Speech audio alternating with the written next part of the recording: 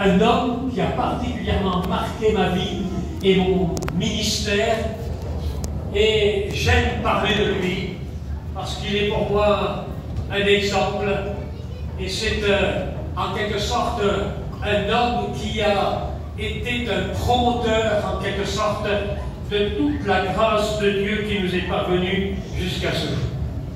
Et j'aimerais vous parler de la grandeur de Jean-Baptiste. La grandeur de Jean-Baptiste. Si je dis la grandeur de Jean-Baptiste, ce n'est pas parce que j'ai eu une révélation, mais c'est parce que Jésus le dit. Jésus le dit. Et nous pouvons lire un texte, si vous voulez bien, dans l'évangile de Matthieu au chapitre 11, pour ceux qui ont leur Bible, et je sais que vous êtes des Béréens qui aimez la parole.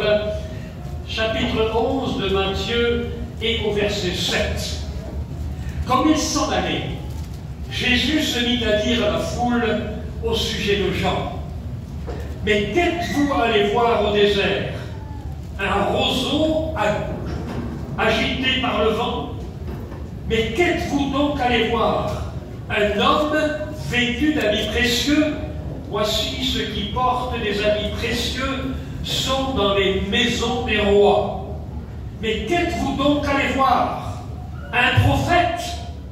Oui, vous dis-je, et plus qu'un prophète, car c'est celui dont il est écrit: voici, j'envoie mon messager devant ta face pour préparer ton chemin devant toi. Je vous le dis, parmi ceux qui sont nés de femmes, il n'en est point paru de plus grand que Jean-Baptiste. C'est pas moi qui le dis, c'est Jésus. Amen. Il n'en est pas paru de plus grand que Jean-Baptiste. Et j'aimerais que nous puissions ce soir parler de la grandeur de Jean-Baptiste. La grandeur de Jean-Baptiste. Jésus dit: qu'êtes-vous allé voir? Qu'est-ce que vous êtes venu voir ce soir? Un roseau agité par le vent? Une réunion avec un peu d'excitation et d'émotion? Non. Voir un homme en habit précieux, un personnage important, une star évangélique? Non. Non. Vous êtes ici pour le Seigneur. Est-ce que vous comprenez ce que je veux dire? Aujourd'hui, les gens courent après les stars évangéliques, courent après les vedettes, ceux qui sont sur Internet et qui flashent, et qui font des grandes foules, et qui prêchent un petit peu n'importe quoi. Non. Non, nous voulons écouter la parole de Dieu. C'est ce qui compte, et c'est ce qui est bon pour nous. Est-ce que vous comprenez cela? Qu'est-ce que vous voulez voir? Les hommes en habits précieux et ceux qui ont de la renommée, eh bien on les connaît. On sait où ils sont. Il suffit de tourner la page de quelques publicités pour se rendre compte qu'en définitive, l'homme cherche ce qui flash, ce qui attire les regards. Et Jean-Baptiste n'était pas un homme qui attirait les regards. Est-ce que vous comprenez? L'apôtre Paul le dit d'ailleurs dans les Éphésiens, il dit: ne soyez pas flottants à tout vent de doctrine. Ne soyez pas emportés par quelques courants d'air évangéliques qui apparaissent ça et là, mais soyez fermes et fondés dans la parole. Est-ce que vous comprenez? Notre fondation, notre foi, notre expérience et notre conversion ne repose pas sur une expérience superficielle, émotionnelle, mais sur une action puissante du Saint-Esprit qui a agi dans nos cœurs et qui se manifeste par la repentance et par la conversion. C'est ça. Est-ce que vous comprenez? Un homme qui est tout à fait différent que les autres. Il n'y a pas de plus grand prophète, dit Jésus, que Jean-Baptiste. Pourtant, il y a eu des grands prophètes dans l'histoire, dans l'Ancien Testament. Un grand prophète qui n'a fait aucun miracle. Jean-Baptiste n'a fait aucun miracle. Est-ce que vous comprenez ce que je veux dire? Et ce n'est pas les miracles qui font la grandeur d'un homme. C'est sa qualité devant Dieu. Est-ce que vous comprenez ce que je veux dire? En définitive, la mesure de Dieu ne se mesure pas à la quantité du travail accompli, mais à la qualité de l'homme qui accomplit le travail. C'est tout à fait différent. Est-ce que vous comprenez ce que je dis? Nous avons tendance à mesurer la quantité, les exploits, en définitive, l'impact que quelqu'un a eu quelque part un jour. Mais laissez-moi vous dire une chose. Dieu ne regarde pas cela. Ce qui compte pour un homme de Dieu, c'est ce qu'il est et non pas ce qu'il fait. C'est ce qu'il est. Et Jean-Baptiste était. Et pourtant, on ne peut pas dire que son ministère de prophète a été spectaculaire. Il n'a pas duré dans le temps, nous le verrons tout à l'heure. Et il n'a pas été spectaculaire. Il n'a pas ouvert la mer comme Moïse. Et pourtant, il est plus grand que Moïse. C'est pas moi qui le dis, c'est Jésus. Il n'a pas oint des rois comme Samuel. Et pourtant, il est plus grand que Samuel. Est-ce que vous comprenez ce que je veux dire? Il n'a pas arrêté la pluie et fait tomber le feu du ciel comme Élie. Et pourtant, Jésus dit, c'est le plus grand de tous les prophètes. Il n'a pas ressuscité des morts comme Élisée. Et pourtant, il est plus grand que tous les prophètes. Il n'a pas fermé la gueule des lions comme Daniel. Et pourtant, il est plus grand que Daniel. Il est plus grand que tous les prophètes. Il est plus grand qu'Ésaïe, il est plus grand que Jérémie, que Jonas, que Zacharie, que Malachie. Il est plus grand que tous ceux qui ont prophétisé avant lui, car ils ont tous prophétisé la venue du Messie. Lui, il l'a vu, il l'a touché, il l'a présenté au monde. Est-ce que vous comprenez? La grandeur de Jean-Baptiste, elle est là. Elle est là, la grandeur de Jean-Baptiste. Tous ceux qui ont prophétisé dans le temps ont parlé prophétiquement, sans même quelquefois se rendre compte de ce qu'ils disaient. Lorsque vous lisez le psaume 22, écrit par David, David ne savait même pas ce qu'il disait, et pourtant il était en train de décrire des scènes messianiques extraordinaires. Lorsque Ésaïe, au chapitre 53, est en train de parler du Messie souffrant, il n'a même pas réalisé ce qu'il disait, mais saisi par l'Esprit, il prophétisait les souffrances de Christ. Et il en est ainsi de tous les prophètes. Ils ont touché de loin, ils ont vu de loin, et ils sont morts dans l'espérance de la réalisation des prophéties qu'ils ont écrites, quelquefois de leur propre sang. Mais Jean-Baptiste, lui, après 400 ans de silence, la dernière page de l'Ancien Testament se tournait et l'Ancien Testament se fermait sur Malachie. Et pendant 400 ans, c'était le silence de Dieu. Vous savez ce que c'est que le silence de Dieu? Quand vous frappez à la porte du ciel et que le ciel reste fermé. Lorsque vous criez à Dieu et qu'il vous semble que le ciel est de plomb et que vous ne recevez aucune réponse. Le silence de Dieu. Peut-être certains d'entre vous vivent d'une certaine manière dans leur souffrance, dans leur peine, le silence de Dieu. Laissez-moi vous dire quelque chose. Le silence de Dieu ne dure qu'un temps. Dieu répond aux prières. Parce qu'un malheureux crie, la Bible dit, l'Éternel l'entend et le délivre de toutes ses souffrances. Le silence de Dieu. Je crois que le silence de Dieu, c'est la chose la plus terrible qu'il peut y avoir. Et pendant 400 ans, le peuple d'Israël, passant par les souffrances, passant par les guerres, passant par les persécutions, passant par l'apostasie, le découragement, le silence de Dieu, des hommes cherchaient la face de Dieu, attendaient, se confiant dans les promesses de Dieu, en quelque sorte espérant la réalisation prophétique de la venue du Messie et de la venue de celui qui a été le précurseur du Messie dans la personne de Jean-Baptiste. Pendant 400 ans, fermant les yeux sur le silence de Dieu, fermant leur cœur dans les larmes, vivant la détresse d'un peuple qui était abandonné par Dieu. Pendant 400 ans, c'est long 400 ans. Est-ce que vous réalisez cela? 400 ans de silence. 400 ans de silence. Soudain, une voix. Soudain, une voix. Est-ce que vous réalisez? Soudain, une voix. On ne l'attendait plus. Et la voix est là. Elle vient. Le peuple est dans l'égarement, dans l'apostasie. Et Dieu restera en silence pendant ces 400 ans. Et de ce coup, voici que Jean-Baptiste va apparaître.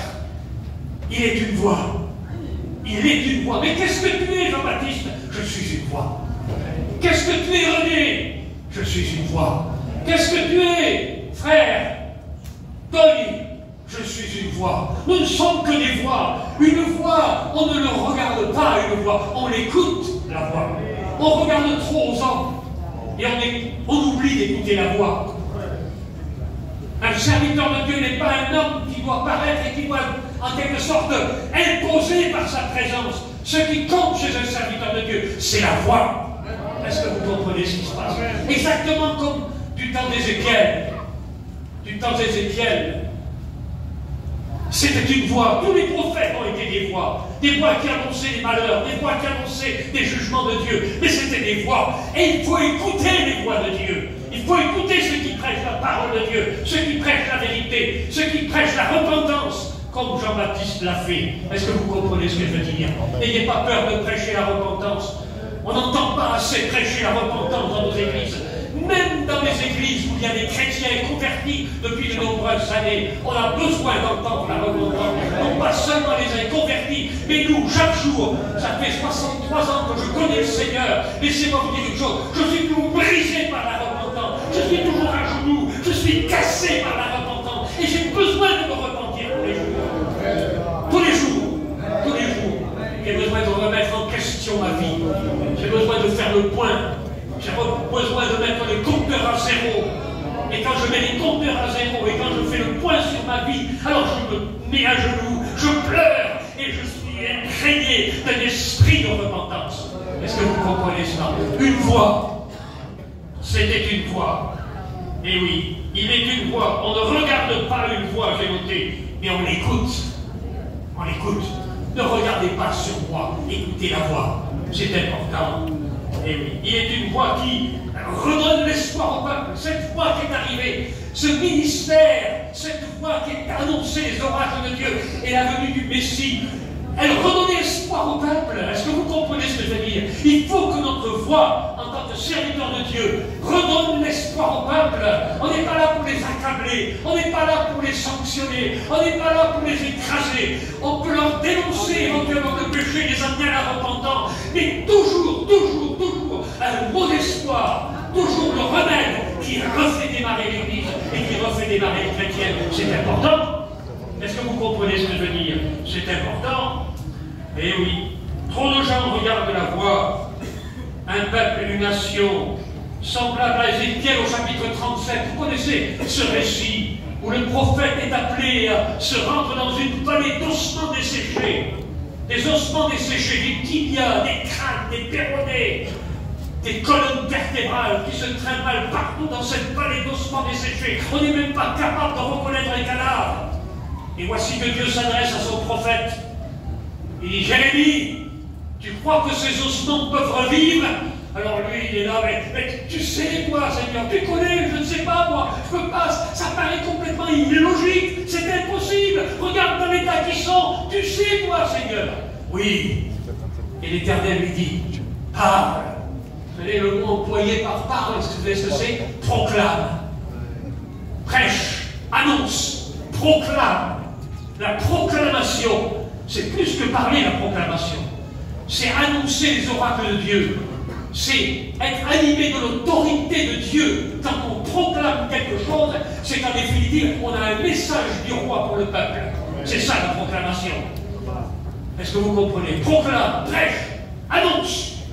Et voici que notre pauvre prophète va commencer à parler. Il va annoncer les oracles de Dieu. Et puis d'un seul coup, les eaux se mettent en mouvement. Oh, quelle femme, quelle peur. Moi, je m'en vais en courant. Les os commencent à se rassembler les uns à côté des autres. Les tibias, les péronnées, les colonnes vertébrales, les crânes qui se mettent à rouler. Et d'un seul coup, ce sont tous les cadavres qui sont formés, rassemblés autour de ces os, rassemblés là. Mais c'est pas possible, c'est pas possible. Et puis d'un seul coup, la chair commence à pousser, les nerfs commencent à pousser. Et puis à un moment donné, il y a un souffle de Dieu qui vient et qui les ranime et qui leur redonne la vie. Et ils se lèvent comme une armée puissante. C'est ça le réveil. Est-ce que vous comprenez ce que je veux dire? C'est quand on proclame l'évangile, quand on proclame la vie, quand on proclame la résurrection, quand on proclame la puissance du Verbe de Dieu. Laissez-moi vous dire quelque chose. Alors les os commencent à se rassembler, ça commence à bouger, ça craque, ça commence à se mettre ensemble. Et d'un seul coup, ils se lèvent comme une armée puissante. Mais c'est ça le réveil. Est-ce que vous croyez cela? C'est ça le réveil. C'est ça le réveil. Et le peuple était comme ces eaux desséchées pendant 400 ans. Pendant 400 ans. Mais la voix de Jean-Baptiste a proclamé le message de Dieu. Son nom signifie quelque chose. Jean signifie Dieu fait grâce. Dieu fait grâce. Dieu fait grâce. Son père voulait l'appeler Zacharie comme lui.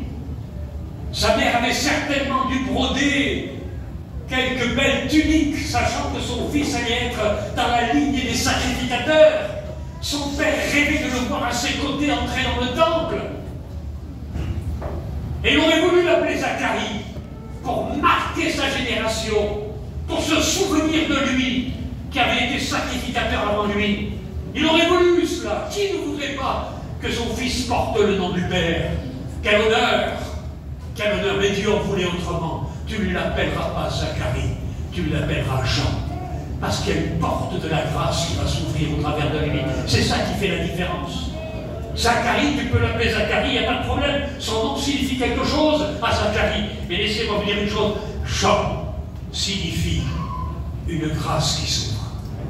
Une grâce qui est promue, une grâce qui est offerte pendant 400 ans, le malheur, les souffrances, les larmes, les peines, l'apostasie, tout ce que tu veux. Mais à ce moment-là, au moment précis de Dieu, la grâce va être ouverte.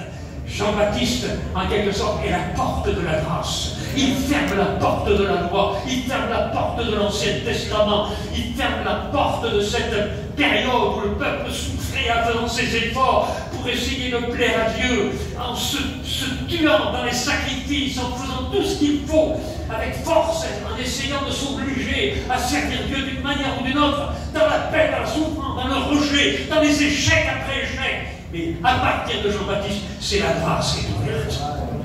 C'est la grâce qui est ouverte. C'est pour ça qu'il est plus grand que tous les prophètes. Parce qu'il ouvre la grâce au peuple juif, mais il ouvre la grâce aussi aux païens, à nous tous qui sommes là. Parce que la grâce est venue par Jésus-Christ. La loi est venue par Moïse, dit l'évangile de Jean. Et la grâce est venue par Jésus-Christ. Amen. Et cette grâce a été annoncée donc par Jean-Baptiste. C'est vrai que quand on devait poser la question à Zacharie, où est ton fils, Zacharie? Mais où est ton fils, ton unique? C'est déjà un miracle que tu aies un fils. Imagine-toi, Zacharie, pendant combien de temps ta femme qui était stérile, elle a attendu d'avoir cette bénédiction de pouvoir bercer un enfant dans ses bras. Mais où est ton fils? Où est ton fils? Élisabeth, on l'appelait la stérile, avec des prières. C'est la stérile. Regardez là. Elle passait la terre. Comment elle s'appelle? La stérile. C'était un terme de mépris. On méprisait. C'était gros. C'était l'opprobre pour elle. Mais Dieu l'a guérie de l'opprobre, l'a sauvée de l'opprobre, l'a levée de l'opprobre. Parce que le Seigneur que nous avons est un Dieu qui sauve de la honte, qui sauve de l'opprobre, du péché, de la misère, et qui donne la vie. Alléluia. Est-ce que vous comprenez cela? C'est important. Oui. Où est ton fils, Zacharie? Il met sa tête. Mon fils, vous savez où il est? Il n'est pas dans les grandes écoles rabbiniques. Mais comment ça se fait? Il devrait être au pied de Gamaliel, auprès du grand rabbin, auprès du souverain sacrificateur, apprendre les bonnes manières, connaître la Torah de là jusqu'à Z. Et puis, c'est ça qu'il faut que ton fils fasse. Où est-ce qu'est ton fils? Où est-ce qu'est ton fils? On ne le voit pas. Il est dans le désert. Il est avec les chacals, avec les animaux sauvages. Il mange des sauterelles et du miel, et il boit au torrent. Il est là dans le désert. C'est Dieu qui l'a voulu ainsi, dans le désert. Combien de temps il est resté dans le désert? Jusqu'au jour où la Bible dit qu'un jour, Dieu a décidé qu'il sorte du désert et qu'il commence son ministère. Quand vous regardez la chronologie, Jean avait à peu près une trentaine d'années lorsqu'il a commencé son ministère de prophète. Ça veut dire qu'il est resté pendant 10, 20 ans, peut-être dans le désert, on ne sait pas. À l'école de Dieu. Prends-moi, mon garçon. Ça fait peut-être 2 ans que tu vas à l'école biblique. Tu en as encore pour un moment. Tu n'as pas fini. Tu n'as pas fini. L'école, c'est pas 2 ans magiens, 2 mois. Mais l'école, c'est toute une vie. Ça fait 60 ans que je suis dans l'école. Ça fait 60 ans que j'apprends tous les jours. Et que plus j'avance, plus je ne sais rien. Un peu comme Jean Gabin. Je sais. Mais en définitive, au bout d'un moment, je sais que je ne sais rien. Et que j'ai besoin encore d'apprendre. Et apprendre encore. Et apprendre encore. l'école du désert. C'est la meilleure école. C'est la meilleure école. Bien sûr que l'école de chien est importante. Bien sûr qu'il faut savoir, il faut connaître. Mais c'est pas parce que tu as passé 2 mois en chien que tu es un caïd, et que tu es un cador, et que tu connais tout. Mais tu ne connais rien encore. Tu ne connais rien. C'est au pied de Jésus, dans le désert, dans la solitude. C'est seul à seul avec ton Dieu. Et sous l'action puissante du Saint-Esprit que tu apprendras quelque chose. Que tu apprendras quelque chose. Merci pour nos écoles. Merci pour nos enseignants. Ils font leur travail, ils le font bien. Et béni soit Dieu de ce que, grâce à eux, notre mission tient le coup par rapport à la doctrine et n'est pas trop ébranlée par tout ce qui se dit, tout ce qui se fait aujourd'hui dans les milieux évangéliques. Parce que laissez-moi dire une chose, le mot évangélique n'est plus une garantie. C'est plus une garantie. À Bordeaux, nous avons du bon vin, des grands châteaux. Et dernièrement, il y a eu un grand scandale. Un château réputé. Il a acheté son vin dans le Languedoc-Roussillon et par camion entier, par citerne entière, il l'a amené là-bas à Saint-Émilion et avec ça il faisait du Saint-Émilion. Il n'y a plus de garantie. Mais laissez-moi vous dire une chose, aujourd'hui, le mot évangélique n'est plus une garantie. Ce qui est une garantie, c'est la parole. C'est la parole. C'est la seule garantie que nous avons. Jean était un homme bizarre. Une sorte de hippie de son temps. Il sentait le vent du désert.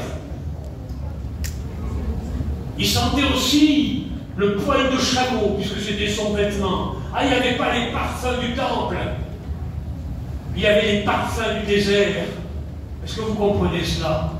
Et laissez-moi vous dire une chose, ses lèvres, brûlées par le soleil et par le vent du désert, brûlées aussi du message de Dieu.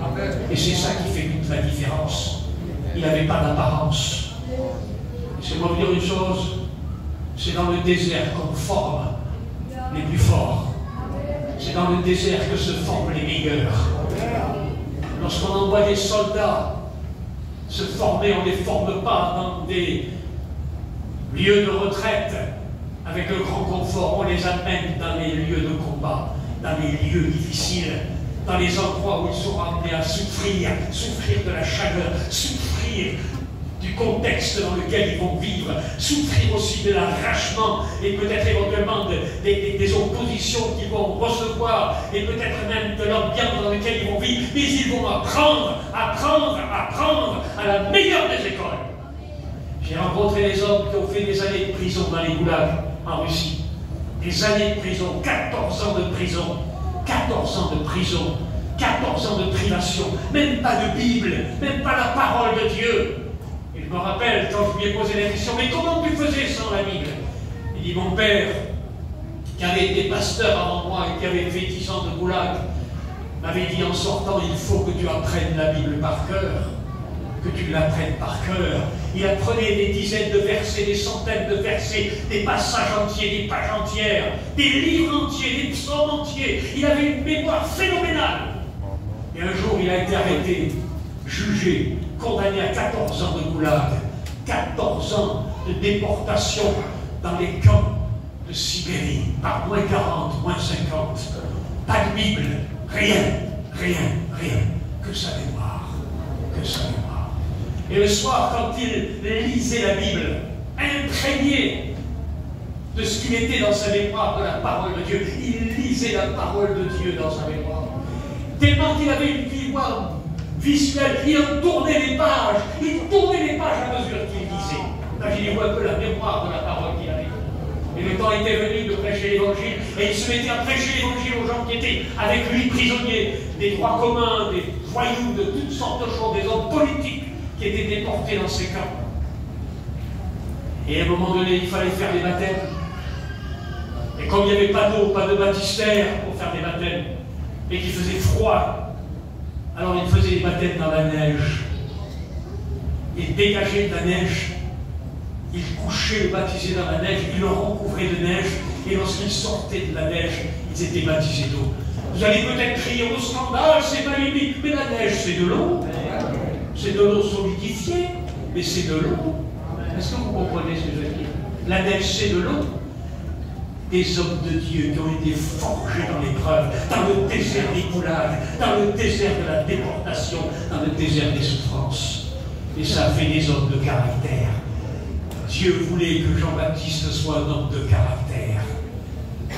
Il ne l'a pas envoyé dans des hôtels Hilton 5 étoiles, il l'a envoyé au désert. Bénis Dieu si Dieu t'envoie au désert.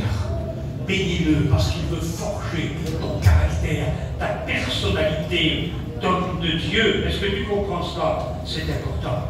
Ta personnalité d'homme de Dieu. On ne peut pas vivre une telle solitude dans un désert si Dieu n'est pas avec vous. Mais Dieu était avec lui. Dans le désert, Dieu était avec lui. Dieu était avec Jean-Baptiste. C'était une sorte de fou de Dieu. Mais laissez-moi vous dire une chose, on est tous fous de Dieu. Dieu a choisi les choses viles et folles et faibles du monde pour confondre les sages. On est les fous de Dieu. Fous de Dieu pourquoi? Parce que l'évangile est une folie. Alors on est fous. Et même Dieu, la folie de Dieu, dit la parole de Dieu, elle est plus sage que tous les hommes.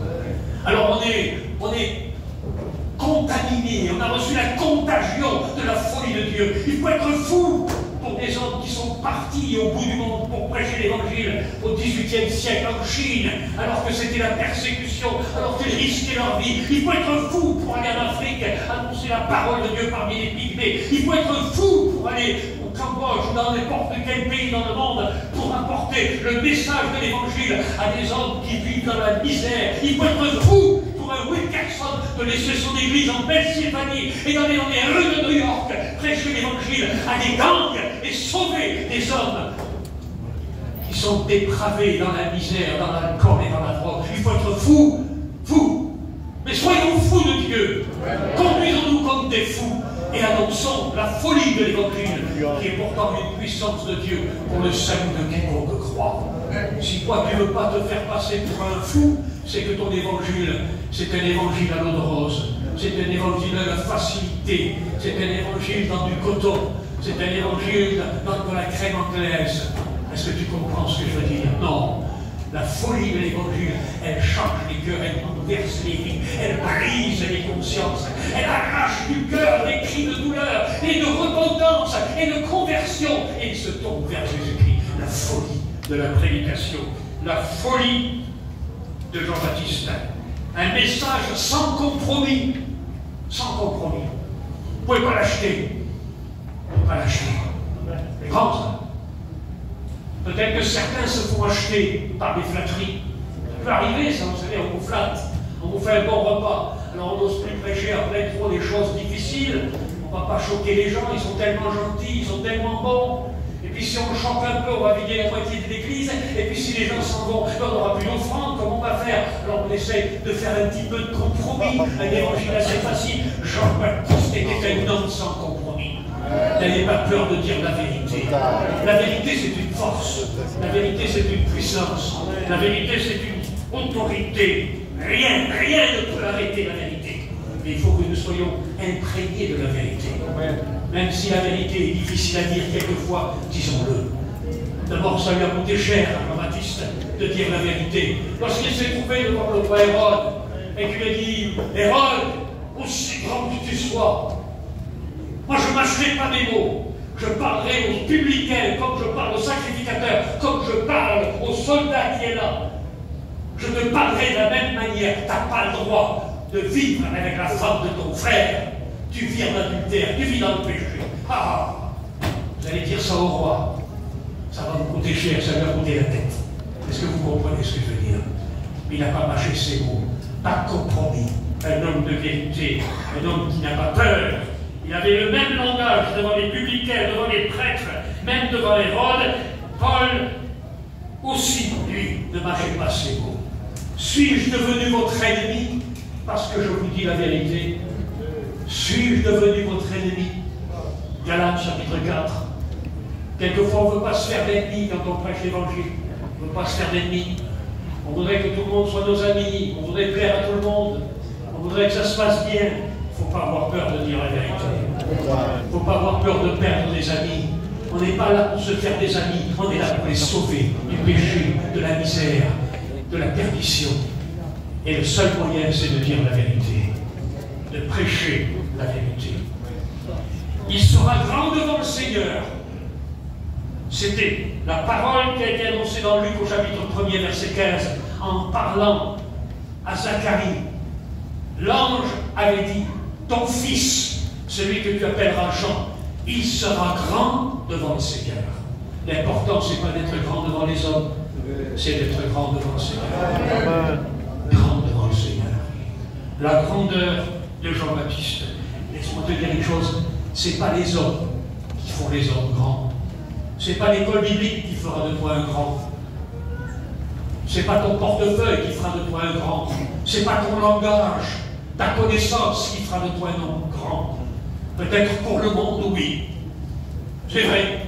Sur les critères du monde, sur les critères de notre société, peut-être qu'éventuellement on pourrait y ajouter d'autres choses encore par la science, la connaissance. On peut dire quel grand homme. Non. Ce qui fait les hommes grands, c'est Dieu. C'est Dieu qui décide. C'est Dieu qui fait les hommes grands. Ce n'est pas notre connaissance ni nos capacités, mais c'est Dieu qui fait les hommes grands. Les grands ailes, les grands aigles volent haut. Et c'est Dieu qui leur donne de voler haut. Est-ce que vous comprenez ce que je veux dire? Les grands aigles volent haut. C'est des hommes, c'est des aigles solitaires. Ils vont atteindre les sommets. Ils vont atteindre les sommets. Laisse-moi te dire une chose. Cherche à atteindre les sommets. Non pas ici-bas, mais auprès de Dieu. Cherche les hauteurs de Dieu. Il était grand parce qu'il sera rempli du Saint-Esprit. Ah, voilà. Un homme grand, il est grand parce qu'il est rempli du Saint-Esprit. Au respect que vous dois dès le sein de sa mère, il était rempli du Saint-Esprit.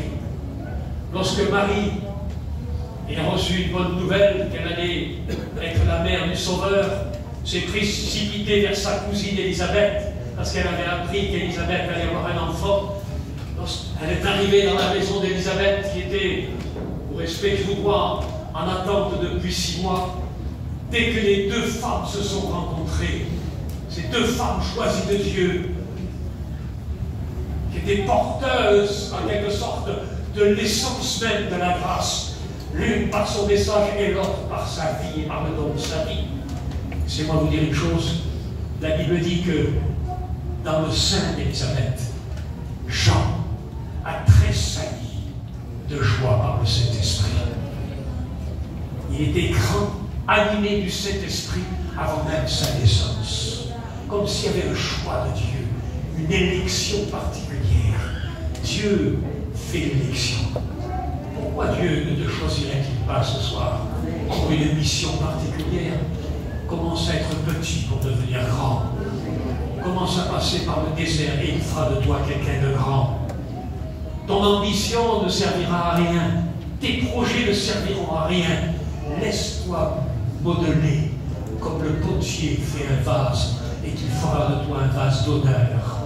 Un vase non pas d'un usage vil, terrestre et inutile, mais un vase d'honneur pour sa gloire. Est-ce que tu comprends ça? C'est lui qui fait les vases grands. C'est lui qui fait les hommes grands. Élisabeth, son nom signifie Dieu et promesse. Comment Dieu fait les choses? Il donne des noms qui ont en quelque sorte une projection prophétique. Pourquoi les parents d'Élisabeth l'ont appelée Élisabeth? Nom qui signifie Dieu et promesse. Pourquoi?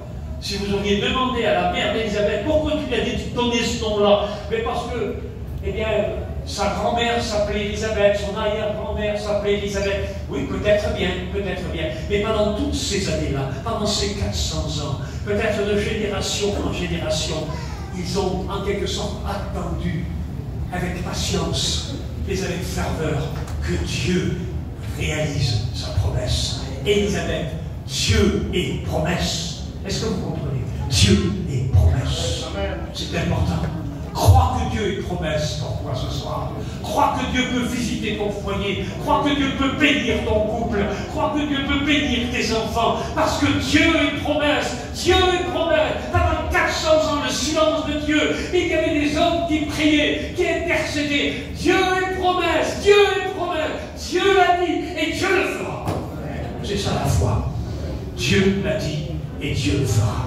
Est-ce que vous comprenez cela? Dieu est promesse. Il était grand, Jean-Baptiste, par sa fidélité. La fidélité, c'est important, la fidélité. Jean-Baptiste était grand par sa fidélité. Je crois que ce qui plaît à Dieu le plus, ce n'est pas les œuvres que nous accomplissons. Ce n'est pas les kilomètres que je fais pour aller en Russie. Ce n'est pas éventuellement les larmes qui coulent de mes yeux, ou les efforts que je fais, ou la fatigue que j'ai quelquefois, ou peut-être éventuellement les missions qui se font d'un côté et de l'autre. C'est pas ça, c'est pas ça, c'est pas ça. Ce qui compte, c'est la fidélité. La fidélité. Dieu tape sur l'épaule de son serviteur et lui dit, c'est bien, viens, viens. J'ai fait le calcul, tu as été là-bas, tu as fait ça, tu as été comme ça, ceci, cela, tu as servi pendant 60 ans, dis donc, j'en ai toute une liste avec, je t'applaudis, non. Savez-vous ce que dit le Seigneur? Il prend par le cou son serviteur et il dit, viens, bon et fidèle serviteur. Ça suffit. Que tu fasses beaucoup, que tu fasses peu, que tu peux appeler à faire beaucoup ou à faire peu, sois fidèle. C'est ce qui compte aux yeux de Dieu. La fidélité. Et Jean-Baptiste était un homme fidèle, une patience exceptionnelle. La grandeur de Jean-Baptiste, mais c'était sa patience. Pendant de longues années de préparation à l'école de Dieu, je le répète, mais quelle patience! On a des jeunes serviteurs qui sortent de l'école biblique, qui sont d'abord volés, ils voudraient déjà avoir leur carte. Quand est-ce que tu me donnes ma carte, Mario? Ça y est, je suis prêt. Attends, tu crois que tu es prêt, mais tu n'es pas encore prêt. Tu as toute ta vie pour être prêt. T'as toute ta vie. C'est pas la carte qui fait un serviteur. C'est pas la carte. Vous savez ce qui fait un serviteur? C'est l'onction. C'est la main de Dieu. C'est la patience. C'est l'école de Dieu. C'est ça qui fait ça. C'est ça qui fait un serviteur. En définitive, il a passé des années dans le désert, peut-être que pour quelques mois, peut-être un an, je ne sais pas combien de temps. Son ministère est extrêmement court. Toute une vie, jusqu'à l'âge de 30 ans, dans le désert, dans l'oubli, dans la discrétion. On n'entend pas parler de Jean-Baptiste jusqu'au moment où Dieu l'envoie dans le désert et le fait sortir du désert, jusqu'à ce moment-là. Et ça a duré combien de temps, son ministère? Très peu de temps. Il était au bord du Jourdain. D'abord, pour être écouté, il fallait qu'il ait 30 ans. Autrement, il n'aurait jamais été pris au sérieux. C'est à 30 ans qu'on était un homme capable d'enseigner les autres et de prêcher aux autres.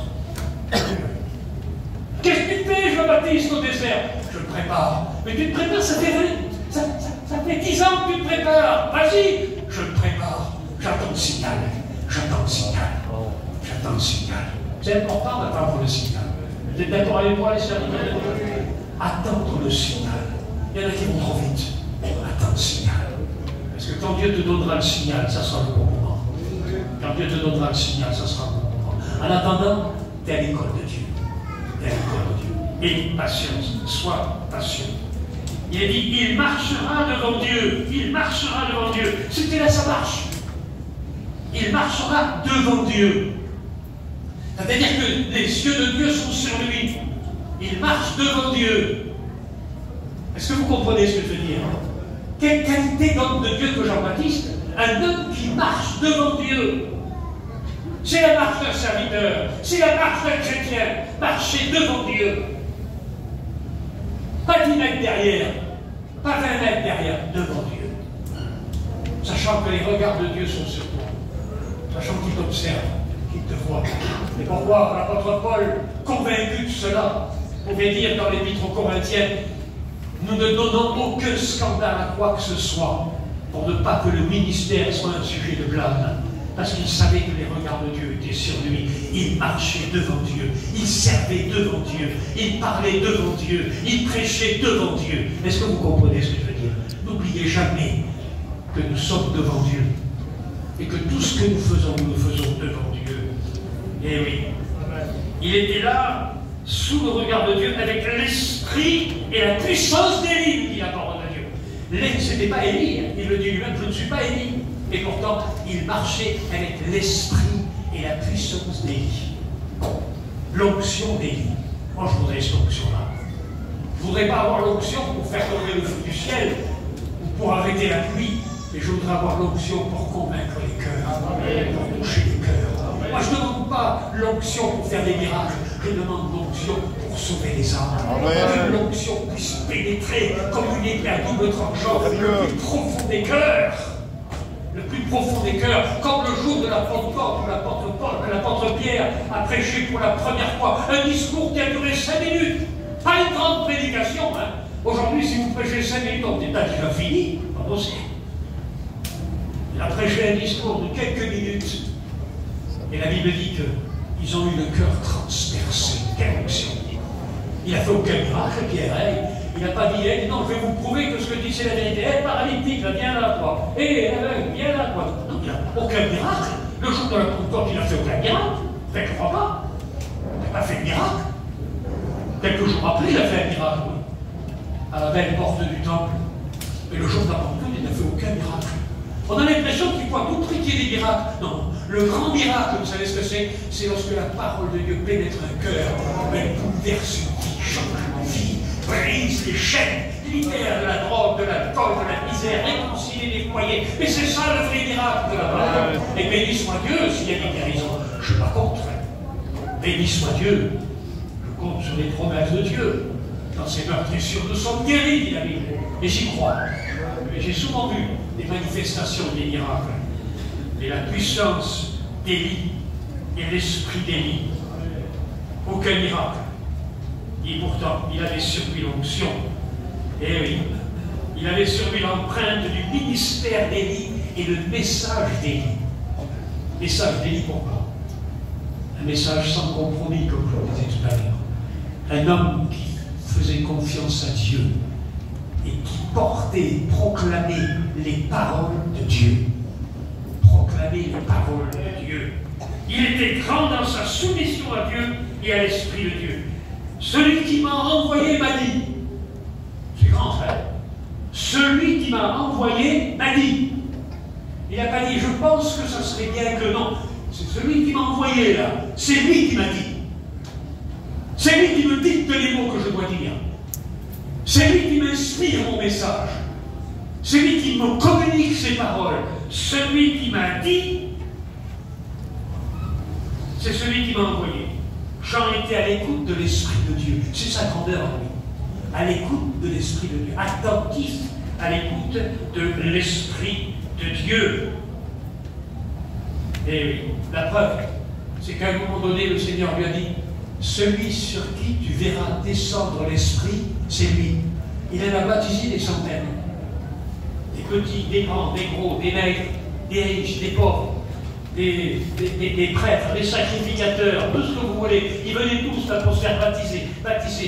Et à un moment donné, paf, quelqu'un qui vient devant lui. Et sur lui, il a l'esprit, comme une colombe. C'est lui. C'est lui. Celui sur qui tu verras l'esprit. C'est lui. Il faut être attentif. Il ne faut pas se tromper. Il ne faut pas se tromper. Il en a vu des éloquents, il en a vu des instruits, il en a vu des intelligents, il en a vu des hommes qui avaient des cerveaux comme ça, remplis de la Torah, qui étaient capables d'expliquer tous les textes, hébreux, du commencement de la Genèse jusqu'à Malachie. Il en a vu. C'était pas eux, c'était pas lui, c'est pas celui-là, c'est pas celui-là, c'est lui. C'est lui. Quelle direction de l'esprit, quelle soumission à l'esprit. Attentif à l'esprit de Dieu.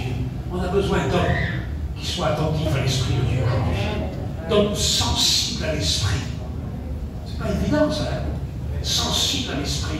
Savoir discerner avec l'esprit de Dieu la qualité de celui-ci, la qualité de celui-là, discerner les esprits en quelque sorte, comme nous rappelle l'apôtre Paul. Savoir discerner. Il était grand dans sa révélation. Révélation du Fils. Du Fils qui s'est présenté devant lui.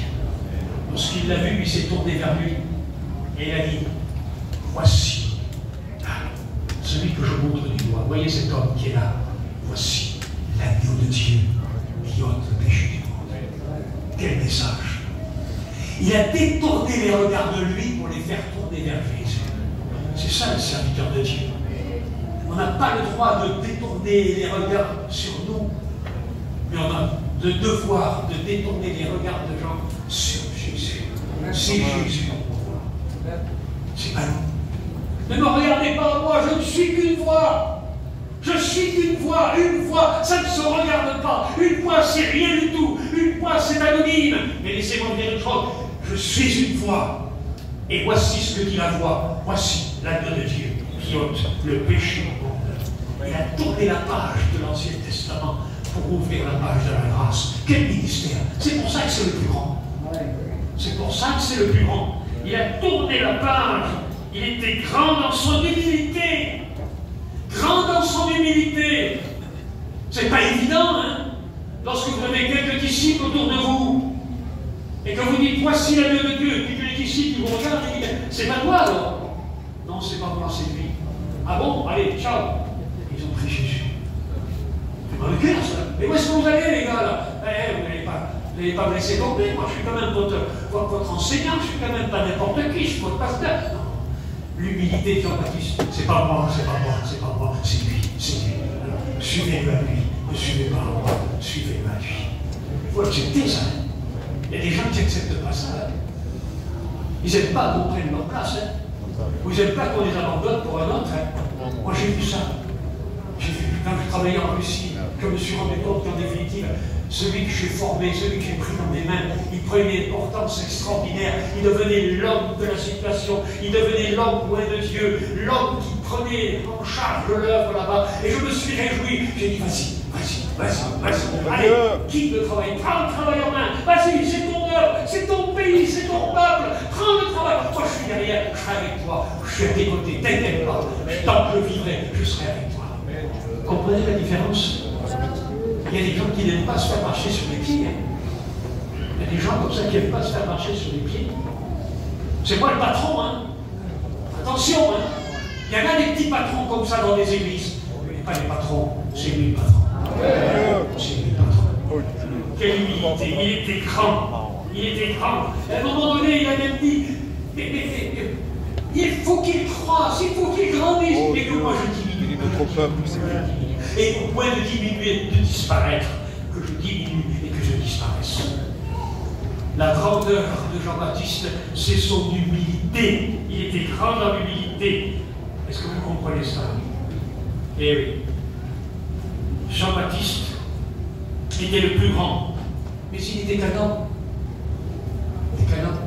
Quand il était en prison, pourtant il avait entendu la voix. Lorsqu'il l'a baptisé, la colombe est venue, l'esprit est venu, et une voix s'est fait entendre. Celui-ci est mon fils bien-aimé, en qui j'ai mis toute mon affection, écoutez-le. Il a entendu la voix. On peut avoir vu des choses, on peut avoir vécu des choses, on peut avoir vu des miracles, peut-être avoir eu des visions, peut-être entendu des voix, je ne sais pas, peut-être certains. Mais laissez-moi vous dire une chose, le cœur de l'homme est ainsi fait que quelquefois, il est ébranlé par le doute. Jean était en prison. Jean était en prison. Il vivait ses dernières heures. Hérode l'avait arrêté. Il n'était pas encore décapité parce que la fête n'avait pas commencé dans le palais d'Hérode où Hérodias attendait le moment favorable pour faire décapiter celui qui les gênait, celui qui troublait leur conscience. Et la meilleure des façons pour éviter que notre conscience se trouble, c'était de détruire l'accusateur. Il fallait couper la tête à celui qui accusait, à celui qui pointait du doigt notre conscience, à celui qui dérangeait la conscience d'Hérode et de son épouse. Est-ce que vous comprenez ce que je dis? Alors il était en prison, et il s'est bien douté. Il a appelé ses disciples et dit, vous savez ce que vous allez faire? Vous allez aller voir Jésus. Et vous allez lui demander, es-tu celui qui doit venir? Es-tu celui qu'on attend? Est-ce que c'est bien toi? Et quelle a été la réponse? Les aveugles voient, les sourds entendent, et une année de grâce est apportée au peuple. L'amour, la paix, la joie. Simplement, les œuvres de Dieu prouvent que c'est la vérité. Oui, Jésus était bien la vérité. Et Jésus a prouvé qu'il était la vérité par ses œuvres. Si vous croyez en moi, croyez au moins pour les œuvres que je fais, a-t-il dit. Et Jean-Baptiste, lorsqu'il a entendu cela, lorsqu'il a entendu cette puissance de Dieu se manifester au travers du ministère de Jésus, toute cette grâce qui se répandait sur le peuple, il n'a pas eu l'occasion de voir Christ crucifié, il n'a pas été au bénéfice du sang versé, c'est vrai, mais il a été sauvé dans l'espérance. comme beaucoup d'ailleurs, comme Siméon. Lorsque dans le temple, l'enfant Jésus est né et qu'il était au moment d'être présenté, il a pris cet enfant dans les bras. Mes yeux ont vu ton salut. Il a été sauveur d'espérance. Anne aussi, qui a été dans le temple à ce moment-là, elle a été sauveur d'espérance. Elle a touché le Messie. Même s'il n'avait pas été encore crucifié, elle avait touché le Messie. Ce soir, tu peux toucher le Messie et être sauvé, guéri, béni de la part du Seigneur. Est-ce que vous comprenez cela? Eh oui. Jésus le rassure, les aveugles voient, les moines marchent, et la bonne nouvelle est annoncée aux pauvres. Ce Christ-là n'était pas celui qu'ils attendaient, mais lui, Jean-Baptiste, a compris que c'était lui. C'était lui. C'était lui. Jean-Baptiste était le plus grand. Et laissez-moi vous dire une chose. Il y a un mot d'espérance extraordinaire dans ce que dit Jésus. Regardez le texte continu que nous avons lu tout à l'heure. Regardez ce qu'il dit. Jean-Baptiste était le plus grand que tous les prophètes. Cependant, Jésus souligne, le plus petit dans le royaume des cieux. S'y aurait-il des petits parmi nous? Je ne sais pas, je n'ai pas à juger. Mais le plus petit parmi nous, le plus faible, le petit jeune converti, qui juste a levé la main hier et qui a donné son cœur au Seigneur, il a 14, 15 ans, j'en sais rien, le plus petit parmi nous. Moi, je voudrais être le plus petit. Le plus petit, je voudrais être parmi nous ce soir. Et regardez ce qu'il dit. Mais le plus petit parmi vous, dans le royaume des cieux, est plus grand que lui. Pas possible, Seigneur. Je serai plus grand que Jean-Baptiste. Tu serais plus grand que Jean-Baptiste. Mon frère, tu es plus grand que Jean-Baptiste. Dave, tu es plus grand que Jean-Baptiste. Possible. Vous avez vu la stature d'homme dont on a parlé tout à l'heure? Mais il n'y en a pas un qui soit à la hauteur de Jean-Baptiste. Il n'y en a pas un qui soit comme Jean-Baptiste. Un ministère court, des années dans le désert, un homme qui sacrifie sa vie, qui mange des sauterelles et des bières sauvages, qui est battu par le vent du désert, vêtu de poils de chameau. Mais c'est pas possible, tu ne peux pas être plus grand que lui. Si, tu es plus grand que lui. Et c'est pourquoi? Bien parce que Jean-Baptiste, c'est l'ami de l'époux. Et toi, tu es l'épouse. Et laisse-moi te dire une chose, l'époux, il ne va pas vivre sa vie avec ses amis, il va vivre avec son épouse. C'est toute la différence. Jean-Baptiste, c'est l'ami de l'époux. Il a sa place. Il dit qu'il se réjouit. Il se réjouit. Il se réjouit de voir l'époux se réjouir. Il se réjouit, il sera aux noces. Comme invité de choix aux noces de l'agneau. Mais l'époux ne se marie pas avec ses copains. Il se marie avec son épouse, avec sa fiancée. Et il vient chercher non pas les copains, il vient chercher son épouse. Pour nous amener jusqu'au ciel, pour les noces de l'agneau, où nous serons réunis avec lui et avec les grands. Nous serons avec les grands, avec les prophètes, avec tous ceux qui nous ont devancés, nos amis, nos frères, nos sœurs, avec tous les héros de la foi, tous les hommes de l'Ancien Testament qui ont prophétisé le Messie, mais qui en définitive ont salué de loin. Et laissez-moi vous dire une chose, nous serons l'épouse. Il prendra par le bras, je l'imagine, on prend son épouse par le bras, il la prend par le cou, il la présente à son père, et son père le prépare. Viens mon fils, présente-moi ta fiancée, que je la vois, que je la regarde. Elle est belle, elle est pure, sans tache ni ride, ni rien de semblable. Elle est sainte, c'est ce que nous devons être. C'est pourquoi cette église-là, cette épouse-là, elle est plus grande que Jean-Baptiste. Voilà le message que je voulais partager avec vous. Amen. Amen. Qui, je pense, est important. Et qui nous amène à réfléchir sur notre position de serviteur de Dieu. Comme je le disais tout à l'heure, ne cherchons pas à épater les autres, à paraître devant les autres, mais dans la fidélité, dans l'humilité, soyons ce que Dieu veut que nous soyons. On ne mesure pas la qualité d'un homme par le résultat de son travail, mais par la fidélité avec laquelle il a donné sa vie.